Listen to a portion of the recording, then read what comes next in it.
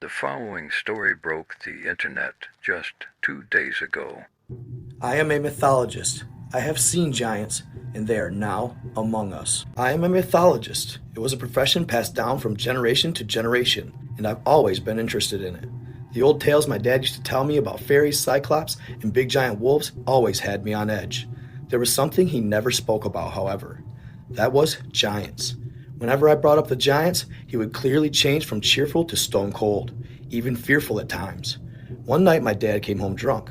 I could smell the whiskey on his breath from 10 feet away. He was clearly in a state of panic, as the only detail I remember vividly were his big eyes. They were almost black. When it was time for me to sleep, I asked him for some tales, and no matter how mad he was, he always told me something I had never heard of. I missed those times. He was telling me a story about an ancient fairy garden that produces dreams when I brought up giants. Without a single word, he switched out the lights and left my room, leaving me to soak in the eeriness of if he was mad or not.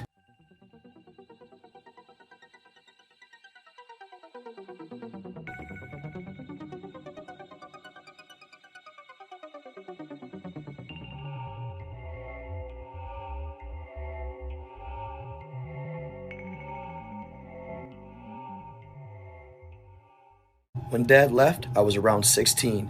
He one day went on a journey to Ireland because they found evidence of something. I don't know exactly what it was, but his note suggested it was something to do with angels. There were very detailed illustrations of them and how they looked, and it was completely different to what I could have expected an angel to look like. It had more than two legs. Wings were small, like a baby bird's, but the most striking details were the eyes. They had the same big black eyes, like the night my father had when he was drunk. I felt uncomfortable looking at it. When I got out of college, I had a degree in mythology. I had a few friends who were interested, but most either became something else or a partner in the field, like archaeology. One night, while at home, I was doing some research when I got a call from one of these friends. I'll call him Troy. He was clearly frantic, as if he was in a hurry. That's when he asked me for help. Apparently, on one of the digs, they had found evidence of something that needed to be identified. My first and most obvious question was, why would you need a mythologist for that? He avoided it and said they could fly me out tomorrow. This was in Afghanistan, but it was in a more remote or desolated area of it. Since this was the case, I wasn't too fearful of any potential threats, and after some time of thinking, I agreed, and I was flown out in time no less than when the sun had fully rose the next morning. When I stepped onto the dry, sandy landscape of the country, I was shocked. The sun was blazing so hot it felt like I would be reduced to ash. I felt uncomfortable, and I moved to the spot where I was meant to be picked up. When the pickup arrived, I hopped in, and after a few hours of treacherous heat and sandy roads, we finally arrived to a very large dig site. There were scientists, journalists, but most confusing of all, there were armed guards. As I shuffled over, Troy greeted me with a tight hug and gestured for me to follow him, so I did. We walked into one of the many research tents, and there were very old illustrations, books, and more. But the one thing that caught my eye was a bottle that was waxed shut with a rolled up piece of paper inside. I looked at it, and he caught my gaze and explained, "Yeah, we found that at the site. We think it might be a codex or a dating. If we are right and able to figure out what it says, it could change quite a lot about the history of this place. All the things we wondered could now be proven." Then I asked the burning question, "Why do you need me then?" A massive lump formed in his throat as he walked out, me trailing closely behind. When we arrived to the main attraction, I couldn't believe what I was seeing. In this big, rectangular-like hole stood a skeleton. This skeleton was no less than 12 feet tall and almost 5 feet wide. I almost thought this was a joke or an animal, till I saw the very clearly blue oxidized copper spear and massive iron brace in with the skeleton. Then flashed in my mind the memories of my father's avoidance to talk about the giants. As a mythologist, you don't actually think any of this is possible. It's mostly just cultural study. By the time I had looked at this thing long enough, it was very dark, around 11 p.m., so we all headed to bed. The only thing I remember thinking is, was this real? Have we found evidence of giants? And so I passed out in the pool of my own thoughts. When I awoke, I had heard lots of commotion, and most confusingly, the sounds of guns being loaded. I sprung out of bed, rushing to see that the skeleton had disappeared. But even worse, so had Troy. He was absolutely nowhere to be seen. I heard people talking, then spotted a crowd up ahead, so I followed. When I stood to see what they saw, I was shocked. There were massive trails of clear drag marks, but also there were footprints, at least 4 feet in length. The drag marks led into a valley of mounds, and so we planned to follow them. Our main thought was that Troy had taken the body and planned to sell it. When I went into his tent, everything was clearly, frantically thrown around, as if he had scampered to get out of bed quickly. But also, the bottle with the message was gone. I caught up with the group, and as we followed the trails, I started to become anxious, fearful even. Something about this wasn't right. How could he have moved that massive skeleton out of that pit and not have made any noise? Nevertheless, the weight of it, the spear and the brace was also gone. How was any of this possible? When the trail started to shift, it went up a ramp-like slope into the top portions of these mounds. They were around 100 to 500 meters tall.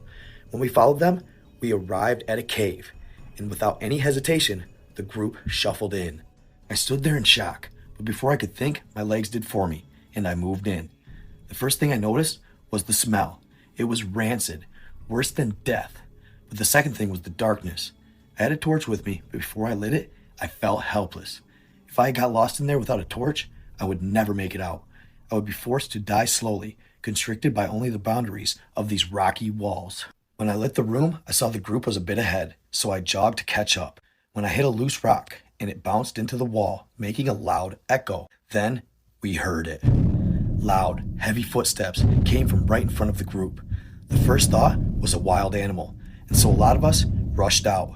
When we made it, we heard yelling and screaming. Then the noise started, the muffle, till it all stopped. Among the eerie silence, we heard what sounded like something eating, a predator feeding on its prey. One of the many armed guards quickly loaded his rifle, and the sounds suddenly stopped again. The footsteps slowed this time, came towards us, and the guards immediately pulled their weapons up, waiting. Then slowly formed out of the darkness a massive shape of a human. From even that, I could tell it was at least 15 feet, maybe more. Then it emerged. From that cave, a massive axe swung out, striking one of the guards in the body, sending him off the mountain. There were no screams. He was gone instantly. The enormous figure emerged, and what I saw will be engraved in my memory as if etched in stone. It stood tall, almost 20 feet. Its skin was a pale, stark gray, and its features were strict. It had black hair, deep eyes sunken into its head, far more than naturally should. Its nose was slightly cut off, and it had horrendous scars on its face. But its mouth is what I remembered the most. It had a grin with thousands of tiny razor-sharp teeth, and there were blood on them. It was primal, a supernatural being that should not have existed. Outlining his body were bones. He used rags to tie them onto him. It was wearing the skeleton of what we had extracted, as if it was a trophy. But what still gives me nightmares today was what hung off its body. There were twin ropes with parts mounted on them like trophies. They were his friends. The guards opened fire on the beast as it let out a deep, guttural roar, almost like the screech of metal. I watched as it grabbed the closest person, one of the guards, and without any trouble, the beast squeezed. The guard turned to nothing. For that brief moment, it was distracted, so I ran beneath its feet as it dropped his lifeless body to the ground. I ran and ran till I found where it had been hiding. There was a small cavern, and there stood a bunch of dead grass, sticks, and the like. I didn't know how this thing got grass in the middle of Afghanistan, but I didn't care. As I scanned his lair with my torch, I spotted it. The bottle, with the wax sealing it closed and the letter inside. It was easy to break, and I figured, in my last moments, I would read it. This is what it read. To those who happen to find this, I am dead. I am not the body of the monster that has been found. I am rather the man by the name of Lucas Hitchwood. What you have dug up is a giant, a massive beast that resides in all places, but is mostly considered fantasy. Lucas Hitchwood was my father's name. The note was smeared in ink and was clearly written in a hurry. I looked at the bottle and noticed something. Of course, it was an old whiskey bottle. Everything finally clicked. He never went to Ireland. He went here. He knew they existed. As I said this more, gunshots echoed and screams emanated from the pitch dark my torch couldn't illuminate. In a hurry, I ran to a wall and saw something shiny. There was a watch, a silver watch, which I recognized. It was my father's. I saw bones scattered and I realized he had died here. I sobbed like a baby till the shots stopped. I thought it was coming back, then I heard my name being called. I rushed out to see the beast had fallen dead. Its eyes lay open to reveal the same dark sunken voids I had seen just moments ago. That was the last I remembered, the black voids of that thing's eyes. Then I passed out. I woke in the hospital and was told I had suffered from intense stress, which caused the fainting. As the nurse walked out, two men in suits walked in. I had heard of this, the men in black. What you saw that day is something that very few have ever seen. We have contacted who you work for and have managed to get you a sum of money in exchange for your sworn secrecy. A contract will be provided for this soon. I was paid $300,000 to be quiet. I was never to speak about the horrors I witnessed that day. Now, when I walk around the streets, I notice more black eyes staring at me. It's not long before I join my dad. The stress has been too much. I'm considering just giving up and leaving this world in peace. Wow, fam. What a hell of a story. My girlfriend had stumbled upon it. It was posted just 2 days ago to the internet. It's probably going to be heard more after this, but you already know. You heard it here first. So, what do y'all think? Crazy stuff, right? His dad was a mythologist, told him all these crazy stories, but always avoided the giants. Left for a trip to Ireland, but he ended up in the same place his dad actually went. Crazy. What I find to be the most fascinating about these stories is they seem to be located or take place in the Middle East, Kandahar, Afghanistan area. And these things epitomize what the Bible called the fallen, the abominations. Regardless of this story's validity, whether it's true or not, I have no idea. But an awesome account nevertheless. And it's something that we cannot write off. As soon as I heard it, I knew I had to share it with y'all. So I hope you enjoyed. Let me know what you guys think in the comments about this one. Wild. His dad left the bottle. Just awesome. Again, let me know what you think. Stay in love, stay in the light, stay tuned. I am out.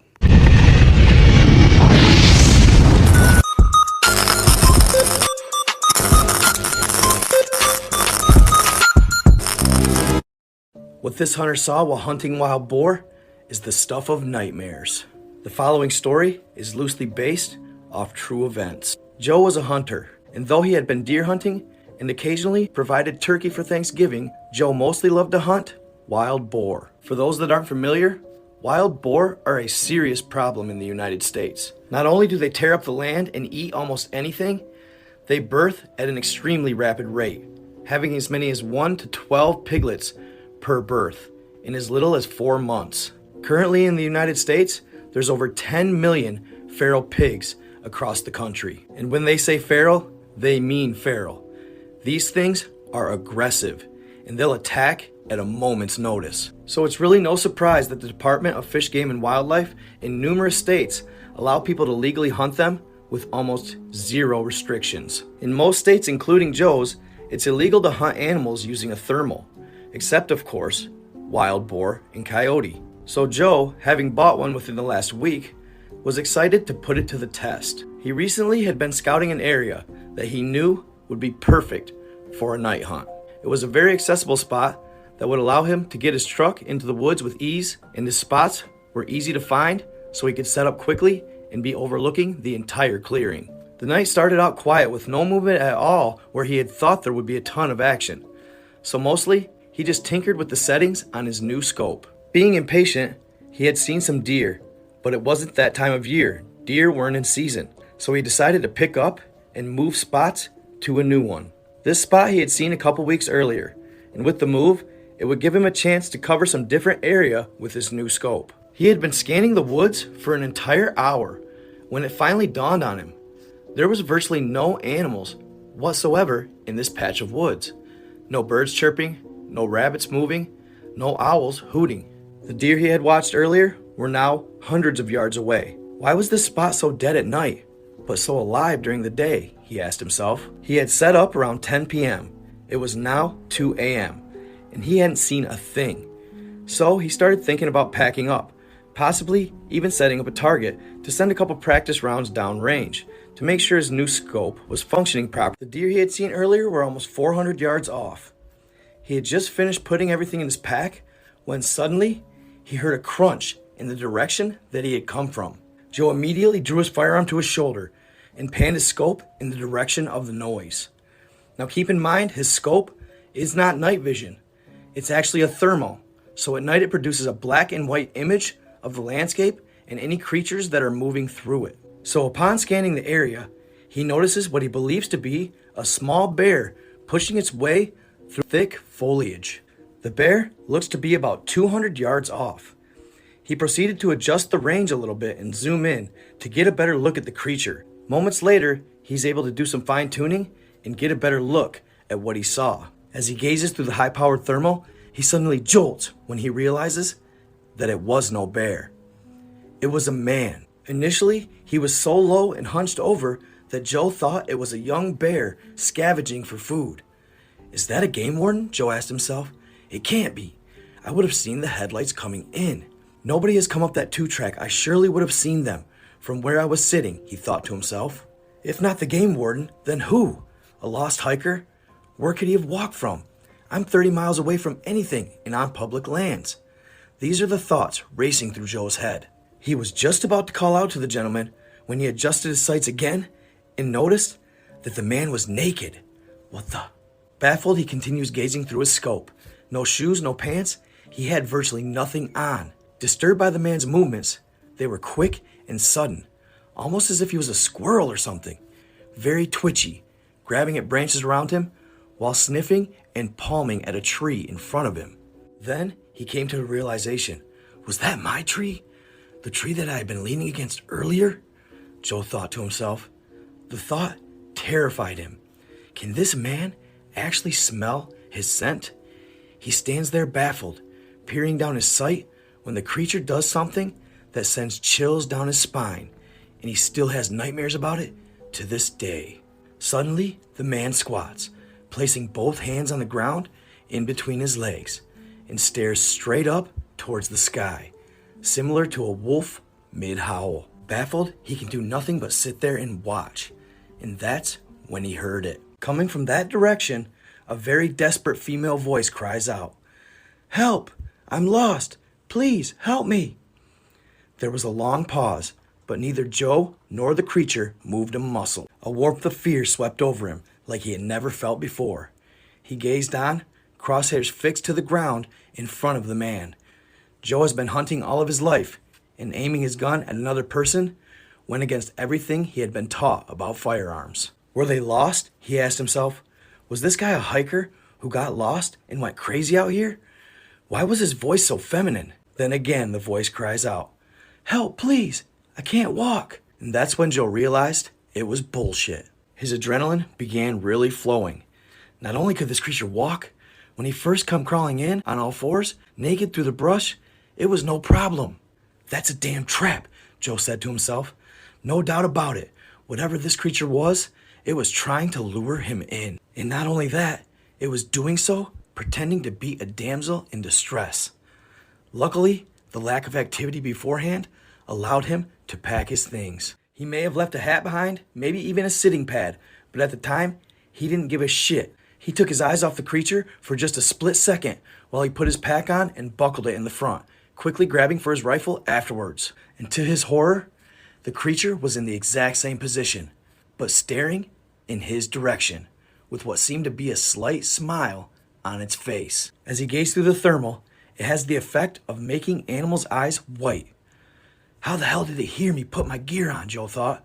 It must have been almost 200 yards away. As he looked through the scope at the creature's glowing eyes, he decides to yell, "Fuck off!" Immediately upon doing this, the cryptid stood upright, and Joe realized just how tall and slender this thing was. He was easily 6 feet tall and grossly lean. He then began running in long strides in Joe's direction, but he only made it about 20 meters when he instinctively sent a round sailing over its head into the brush behind him. The dude was freaky as hell, but he hadn't really threatened him up to that point. What would he tell the cops? He was unwilling and unready to shoot another man that day. After the blast, it stopped dead in its tracks and quickly hunched down on all fours. "The next one will fuck you up. Go away." Joe had his sights set on center mass of the creature, his eyes just above the grass like a cat hunting its prey. Joe was trembling with fear. His voice cracked on the last warning. He was terrified. The standoff only lasted about a minute, but it seemed like an eternity. Then suddenly, he bolted to the tree line. With such speed, Joe could barely keep him in his sights. So much for not being able to walk, thought Joe. As it disappeared into the brush, Joe sent another round high in its direction. After racking another round, he attempts to load a fresh mag, but drops it. He doesn't even bother to look for it. He just wants to get the hell out of there. His truck wasn't far, so he began moving hastily towards it. He could hear the creature screeching in a weird sound. He couldn't tell if it was laughing or crying. He runs down the trail and arrives at his truck out of breath. He tosses his pack in the back seat and his rifle right next to him as he hightailed out of there. He'd never see the creature again. So I hope y'all enjoyed that story, kind of taking it back to my roots on that one. I love telling stories, also somewhat allegedly true encounters with cryptids, and that was a good one. So that's why I told it.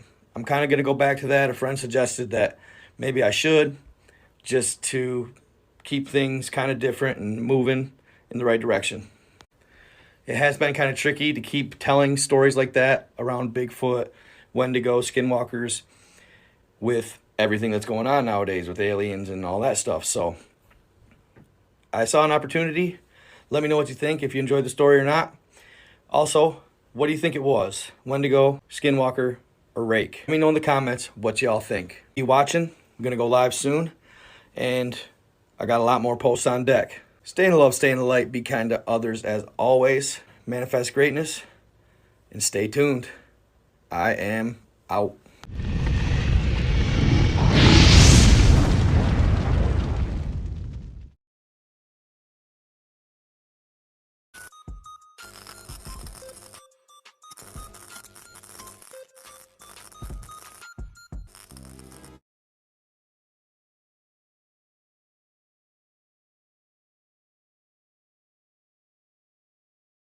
Was there a super advanced civilization inhabiting Earth as recent as just a couple hundred years ago that was taken out by a mud flood? Many people seem to think so, and the evidence has been right under our nose the entire time. Tartaria, originally pronounced Tartaria without the R, is the name of an empire that was here before the Mongols and originated in northern Asia. Eventually, it spanned the entire northern hemisphere. Great Tartaria was the largest empire of its time and would have still been the largest empire today. The people of Tartaria were up to 12 feet tall, and the empire flourished due to in part of the civilization being a leader in advanced technologies, free energy, and architecture, but mainly in part because they were beings of love and light, and their society consisted of a melting pot of all different races and ethnicities. It was a place where discrimination didn't exist. All were accepted, no matter what their background. You won't find any information about Tartaria in the history books, as it seems the powers that be don't want us knowing about this civilization of super advanced and technological people. Y'all already know what time it is.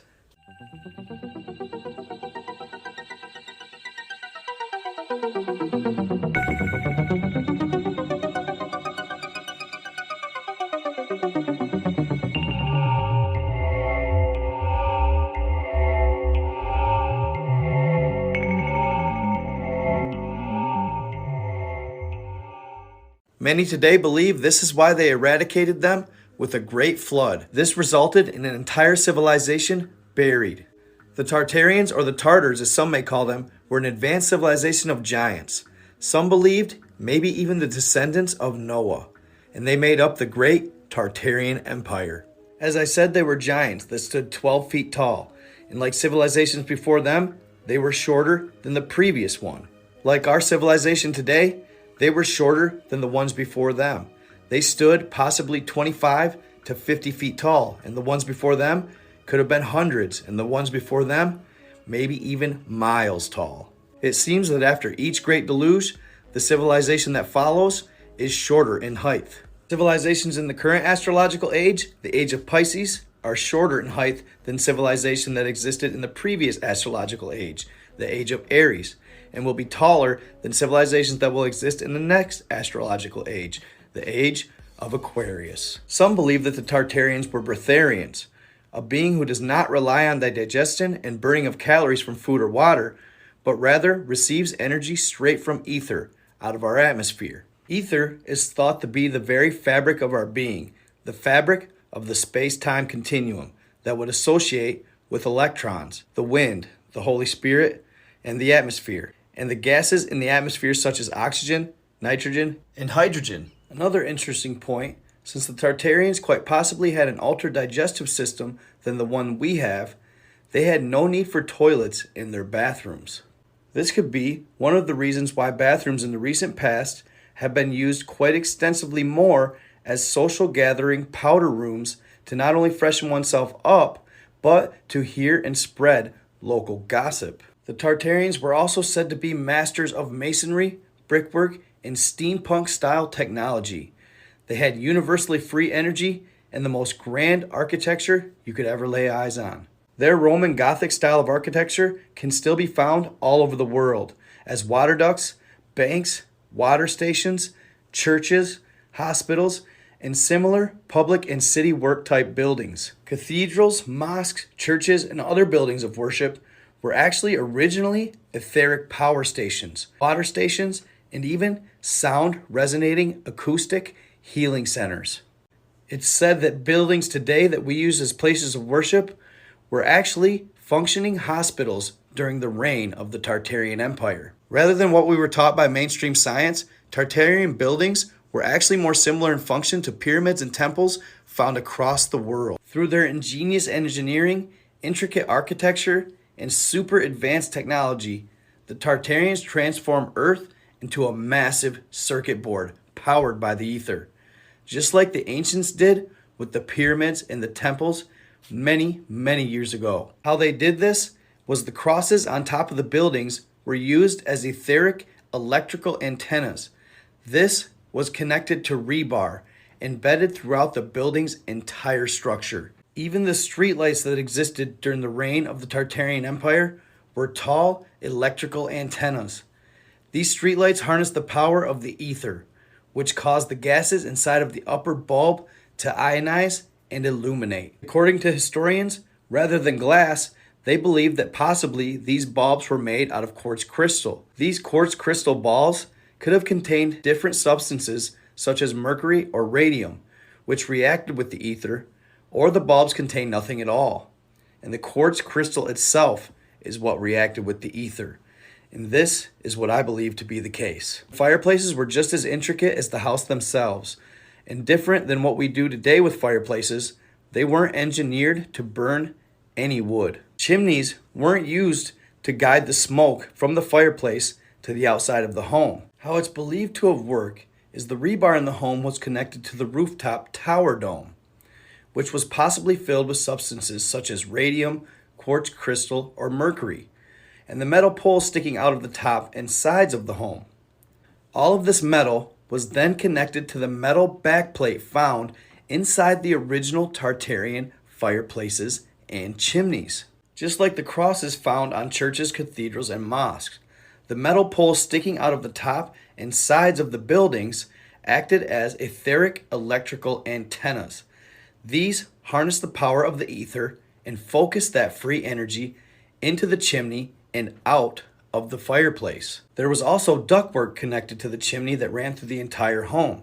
So they believed that the energy traveled through this ductwork and powered the entirety of the house. Similar to how spiders are able to actually grow and survive without food and water as long as they are touching their web, the Tartarians were able to grow and survive without food and water so long as they stayed inside of their etheric energized home. Along with this, the ionized air coupled with the rising and falling of hot and cold air currents created a pressurized electric vacuum inside of the chimney. During the winter, chimneys acted as electric vacuums, radiating trapped heat inside of the chimney out through the fireplace and the metal air ventilation duct connected to the inside of the chimney. And what's more is during the summer, the process would reverse, and the fireplace and air ventilation ducts would suck heat into them. Then the air ducts connected to the inside of the chimney from the inside of the house, and by way of the ionized air from the etheric electrically charged metal backplate inside of the chimney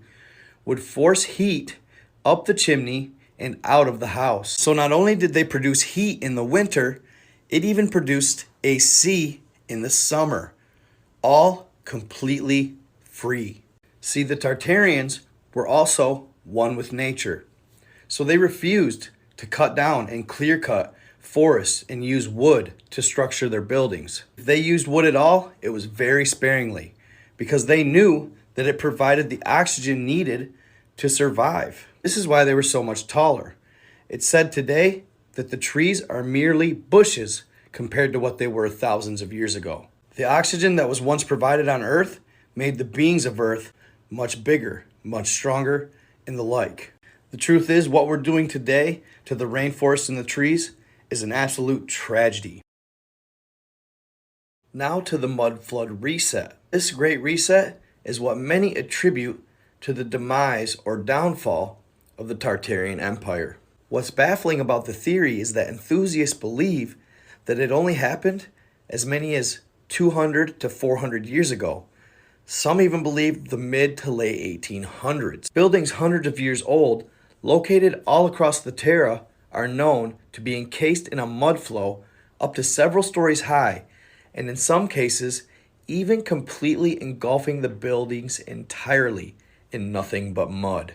You can find buildings that have an age of only a few hundred years, and find them to be buried entirely in mud. The windows and doors of the buildings are quite often found to be at ground level, and occasionally even found to be completely buried underneath the surface of the mud that covers the entirety of the area. The vast majority of these buildings are said to be located in Russia and East Asia, as that's where the Great Tartarian Empire was mostly located and where it originated.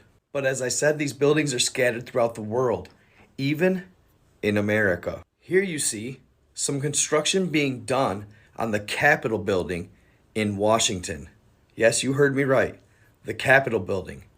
Notice here, you can see the stains of the mud that covered well over 20 feet of the base of the building. So the question people ask is, were these buildings already here when we got here? Were they built by an entirely different civilization? And if this is the case, what type of deluge happened that brought that much mud into their area? And what's more, the question I have that bothers me the most is, if this was the case, then where are all the bodies? Where are all the skeletons and remnants of this civilization? They aren't being found. Were they saved by an ancient alien race? Were they taken off planet? Or did they maybe even go underground? Now with that, it is said that the government has found massive amounts of technology underground, caverns with high-speed trains running through them, trains that span the entirety of the earth. But that's a story for another day. Hope you enjoyed. Stay in the love, stay in the light, be kind to others, and stay tuned. I am out.